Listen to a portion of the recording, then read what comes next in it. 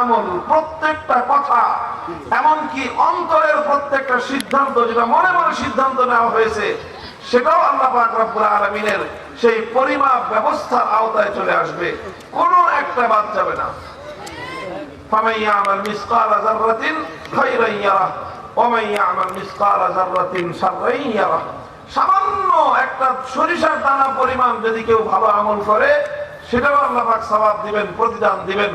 সামান্য সরিষার দানা পরিমাণ খারাপ আমল করলে সেটাও গুনাহের পাল্লায়, গুনাহের মিজানের মধ্যে ধরা পড়ে যাবে। এরপরে তার প্রতিদান প্রত্যেককে যাত্রা যাত্রা ভোগ করতে হবে। কোরআনে পাকের এই আয়াতের দ্বারা সেটাই সাব্যস্ত হয়ে গেল। কোরআনের দ্বারা প্রমাণিত হওয়ার পরে ইমাম বুখারী রাহমাতুল্লাহি আলাইহি হাদিসের দ্বারাও বিষয়টা সাব্যস্ত করেছেন, প্রমাণ দিয়েছেন। হযরত আবু হুরায়রা রাদিয়াল্লাহু তাআলা আনহু থেকে বর্ণিত হাদিস, এই হাদিসের মধ্যে রাসূলুল্লাহ সাল্লাল্লাহু আলাইহি ওয়াসাল্লাম বলেন, কালিমাতান, দুটো কথা। কালিমাতান মানে কি? দুটো কথা। যদি আমরা মাদ্রাসায় কালিমাতুনের অর্থ পড়ে আসছি হিদায়াতুন নাহুল কাফিয়ায়, আল কালিমাতু লাফজুন মুজিয়া লিমানাল মুফরাদিন, যে একক অর্থবোধক একক শব্দকে মুফরাদ বলা, কালিমা বলা হয়। এখানে কালিমার সেই অর্থ নয়, বরং এখানে কালিমা অর্থ হলো একটা মেসেজ, একটা বার্তা, এমন একটা কথা যেই কথার মধ্যে একটা পূর্ণাঙ্গ অর্থ বুঝে আসে, একটা উপকারী কথা বুঝে আসে। অনেক বড় বক্তব্যকেও মানুষ কালিমা বলা হয়, বলে। যেরকম আরবিতে ব্যবহার হয় কালিমাতুত তাহরির, সম্পাদকের কথা। এই সম্পাদকের কথা বলে কিন্তু একটা শব্দ বলা হয় না, সম্পাদকের কথা বলে যার পৃষ্ঠে লেখা হয়, বিরাট লম্বা চওড়া একটা বক্তব্য লেখা হয়। কালিমায়ে তাইয়্যিবা বলা হয় লা ইলাহা ইল্লাল্লাহকে, কালিমায়ে শাহাদাত বলা হয় আশহাদু আল্লা ইলাহা ইল্লাল্লাহ ওয়া আশহাদু আন্না মুহাম্মাদার রাসূলুল্লাহ। লম্বা একটা বক্তব্যকেই কালিমা বলা হচ্ছে। এখানেও যে কালিমাতান বলা হয়েছে তাসনিয়ার সিগা, অর্থ হলো দ্বিবচনের শব্দ, যে দুটো কথা। কি জিনিস? দুটো কথা। এরপরে এই দুটো কথার তিনটা বৈশিষ্ট্য বর্ণনা করেছেন আল্লাহর নবী। প্রথম বৈশিষ্ট্য হলো হাবিবাতানি ইলার রহমান। রহমান মানে হলো যিনি সীমাহীন দয়ালু। আল্লাহ পাকের কাছাকাছি দুটো গুণবাচক নাম, রহিম, রহমান। রহিমের অর্থ হলো অতিশয় দয়ালু, মানে অনেক দয়ালু, আর রহমান হলো সীমাহীন দয়ালু। তো দয়া কোনটার মধ্যে বেশি হলো? অতিশয় না সীমাহীন? সীমাহীন দয়ালু। তো আল্লাহ পাকের রহমান শব্দ ব্যবহার করে বোঝানো হলো যিনি সীমাহীন দয়ালু, তার কাছে এই দুটো কথা অনেক প্রিয়। অর্থাৎ যিনি এমনিই সীমাহীন দয়া করেন, আর যদি তার প্রিয় হওয়া যায়, সেটা দয়ার কোনো শেষ থাকবে না ইনশাআল্লাহ। এটা হলো এই দুটো কথার প্রথম বৈশিষ্ট্য। দুই নম্বর বৈশিষ্ট্য হলো খাফিফাতানি আলাল লিসান। লিসান মানে হলো জুবান, জিহ্বা, অর্থাৎ এর দ্বারা উদ্দেশ্য হলো উচ্চারণ। উচ্চারণে সহজ। উচ্চারণে সহজ কেন? দুই কারণে। প্রথম কারণ হলো যে কথা দুটো সংক্ষিপ্ত। সংক্ষিপ্ত হওয়ার কারণে সহজ। লম্বা কথা হলে উচ্চারণ করা কঠিন হয়ে যায়, 3 পৃষ্ঠা পড়তে তো কষ্ট হবে। কিন্তু এখানে ছোট্ট দুটো কথা, যার কারণে সংক্ষিপ্ত হওয়ার কারণে উচ্চারণে সহজ। দ্বিতীয় আরেকটা সহজ হলো খিফাত আলাল লিসানের দ্বিতীয় কারণ হলো যে এখানে তালাফফুজ, উচ্চারণ করতে এমন কোন জটিল শব্দ নাই যেই শব্দ উচ্চারণ করতে কষ্ট হবে। যেরকম লা ইন বাসাত্তা ইলাইয়া, এখানে ত এবং তা একত্রিত হয়ে একটা তাসদীদের উচ্চারণ হয়ে তাজবিদের একেবারে একটু কঠিন হয় উচ্চারণটা। কিন্তু সুবহানাল্লাহি ওয়া বিহামদিহি, এখানে এমন কোন অক্ষর নাই যে অক্ষরটার কারণে উচ্চারণে কঠিন হবে। তো কথা দুটো সংক্ষিপ্ত, উচ্চারণে সহজ। কিন্তু 3 নম্বর বৈশিষ্ট্য হলো সাকিলাতানি ফিল মিজান। সাকিলাতানি ফিল মিজান, অর্থাৎ মরিচ ছোট হলে কি হবে? ঝাল অনেক বেশি।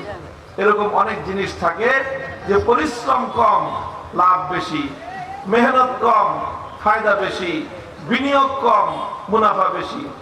এইভাবে যখন একটা কথা বলা হয়, প্রত্যেকটা মানুষ এই কথার মধ্যে আকৃষ্ট হয় যে ভাই পরিশ্রম কম লাগবে, লাভ বেশি হবে, তো মানুষ কান খাড়া করে শুনবে। যদি বলেন যে আপনি বিনিয়োগ কম করতে হবে, মুনাফা অনেক বেশি পাবেন, প্রত্যেকটা মানুষ আকৃষ্ট হবে। এই জন্য রাসূলুল্লাহ সাল্লাল্লাহু আলাইহি ওয়াসাল্লাম তিনি মানুষকে নেক কাজের দিকে আকৃষ্ট করার জন্য, তার কথাটাকে আকর্ষণীয় ভঙ্গিতে উপস্থাপন করার জন্য আল্লাহ নবী ভাবে বলতেছেন যে খাফিফাতানি আলাল লিসান সাকিলাতানি ফিল মিজান, মুখে উচ্চারণ করতে সহজ কিন্তু নেকির পাল্লায় ভারী। অনেক জিনিস আছে যে দেখতে অনেক বড়, পরিমাপ করতে গেলে কম। মুড়ির বস্তা, তুলার গাঠি, অনেক বড় বস্তা, মাপলে 3.5 কেজি। আবার অনেক জিনিস আছে আকারে খুব ছোট কিন্তু পরিমাপ করতে গেলে ওজন অনেক বেশি। যেরকম সীসার টুকরা, সামান্য এতটুকু সীসার একটা টুকরা, এটা পরিমাপ করতে গেলে দেখা যাবে যে 1.5 মণ 2 মণ ওজন হয়ে যায়।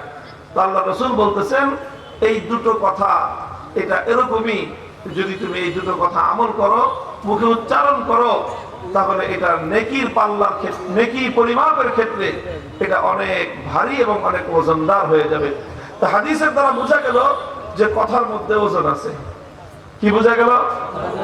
কথার মধ্যে ওজন আছে। সেই ওজনটা কোথায় হবে? কিয়ামতের দিনের মিজানে। তো কথার মধ্যে ওজন আছে, এই কথা আল্লাহ নবীর হাদিসের দ্বারা সাব্যস্ত হলো। কোরআনের আয়াতের দ্বারা সাব্যস্ত হয়েছিল আল্লাহ পাক আমল পরিমাপ করার জন্য মিজান সাব্যস্ত করবেন, মিজান কায়েম করবেন। হাদিসের দ্বারা বোঝা গেল মানুষের কথার মধ্যে ওজন হয়, মানুষের কথা ভারী হয়। সুতরাং কোরআন এবং হাদিস উভয়টা মিলিয়ে একটা কথাই প্রমাণিত হয়ে গেল যে আল ওয়াজনু হাক্কুন, যে কিয়ামতের দিন আল্লাহ পাক মানুষের কথা এবং কাজকে ওজন দিবেন। কোনটা ভারী হবে, কোনটা হালকা হবে। এইভাবে ওজনের মাধ্যমে মানুষের আমল পরিমাপ করে আল্লাহ পাক রব্বুল আলামিন প্রত্যেক ব্যক্তির পরিণাম এবং প্রত্যেক ব্যক্তির ফলাফলকে আল্লাহ চূড়ান্ত করবেন। কথা দুটো কি? 1 নম্বর কথা হলো সুবহানাল্লাহি ওয়া বিহামদিহি। 2 নম্বর কথা হলো সুবহানাল্লাহিল আযীম। সবাই পড়েন সুবহানাল্লাহি ওয়া বিহামদিহি, সুবহানাল্লাহিল আযীম, সুবহানাল্লাহি ওয়া বিহামদিহি, সুবহানাল্লাহিল আযীম। বাস এই যে মূল কথা, যেটা ইমাম বুখারী রাহমাতুল্লাহি আলাইহি এখানে আমাদেরকে বোঝালেন, সেটা হলো তুমি যদি মুমিন হয়ে থাকো, তুমি তোমার ব্যক্তিগত জীবনের ক্ষেত্রে, ব্যক্তিগত ইবাদতের ক্ষেত্রে, ব্যক্তিগত আকীদার ক্ষেত্রে, ব্যক্তিগত আমলের ক্ষেত্রে, ব্যক্তিগত কথার ক্ষেত্রে, তোমার পারিবারিক কর্মকাণ্ডের ক্ষেত্রে, তোমার সামাজিক কর্মকাণ্ডের ক্ষেত্রে, তোমার রাষ্ট্র রাজনীতি সব ক্ষেত্রে মুমিন দুটো জিনিসের উপর নির্ভর করবে। এক হলো আল্লাহর কোরআন, দ্বিতীয় হলো নবীর হাদিস। কোরআন সুন্নাহ যেখানে আমরা আছি সেখানে। এই হলো ইমাম বুখারীর তালিম, এটাই হলো সবক, যে কোরআন সুন্নাহ যেখানে আমরা আছি সেখানে, কোরআন সুন্নাহ নাই যেখানে আমরাও নাই সেখানে। যেই ব্যবসায় কোরআন সুন্নাহর ধার ধরা হয় না, সেই ব্যবসা মুসলমান করতে পারে না। যেই লেনদেনে কোরআন সুন্নাহর ধার ধরে না, সেই লেনদেন মুসলমান করতে পারে না। যেই আচরণে কোরআন সুন্নাহর অনুমোদন নাই, মুমিন সেই আচরণ করতে পারে না। যেই কথায় কোরআন সুন্নাহর অনুমোদন নাই, মুমিন সেই কথা বলতে পারে না। যেই রাজনীতিতে কোরআন সুন্নাহর অনুমোদন নাই, কোন মুসলমান সেই রাজনীতিও করতে পারে না।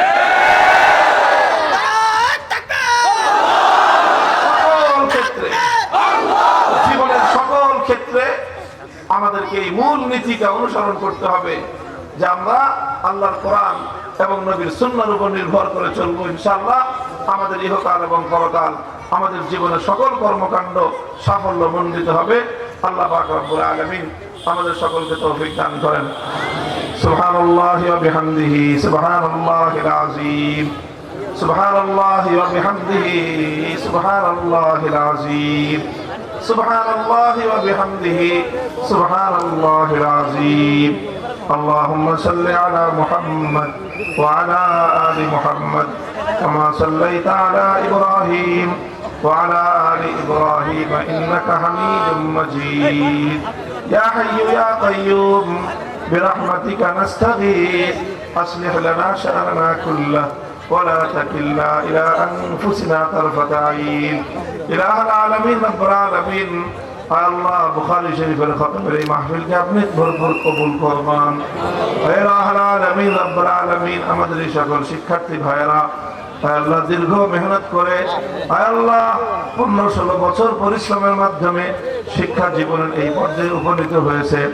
হায় আল্লাহ মাদ্রাসার আসাতিজা کرام শিক্ষক বৃন্দ তাদেরকে শিক্ষা দান করার চেষ্টা করেছে ইলাহুল আলামিন রব্বুল আলামিন আপনি তাদের সকল শিক্ষার্থীদেরকে ইলমে নাফে উপকারী ইলম দান করুন ইয়া আল্লাহ তাদের সকলকে আমলে মুতাকাব্বাল আপনার নিকট গ্রহণযোগ্য আমল করার তৌফিক এনায়েত ফরমান আয় আল্লাহ যে সকল অভিভাবক বাবা মায়েরা সন্তানদেরকে কোরআন হাদিস শিক্ষার জন্য উৎসর্গ করেছে আয় আল্লাহ এই সন্তানদেরকে সেই পিতামাতার চোখের শীতলতার কারণ বানিয়ে দিন আয় আল্লাহ সেই সকল পিতামাতাকে আপনি কিয়ামতের দিন মহা সম্মানের আসনে অধিষ্ঠিত করুন আয় আল্লাহ রাব্বুল আলামিন সেই সকল পিতামাতাকে আপনি উত্তম বিনিময় দান ফরমান আয় আল্লাহ এই জামিয়া হাক্কানিয়া মাদ্রাসাকে আপনি কবুল ফরমান তালিম তারবিয়াত তামির মালিয়াত সব দিক থেকে আল্লাহ তারাক্কি এবং উন্নতি দান করুন ইলাহুল আলামিন বুজুর্গানে দিন তাদের অভিজ্ঞতার আলোকে বলেছেন বুখারী শরীফ খতম করে দোয়া করলে আপনি কবুল করে থাকেন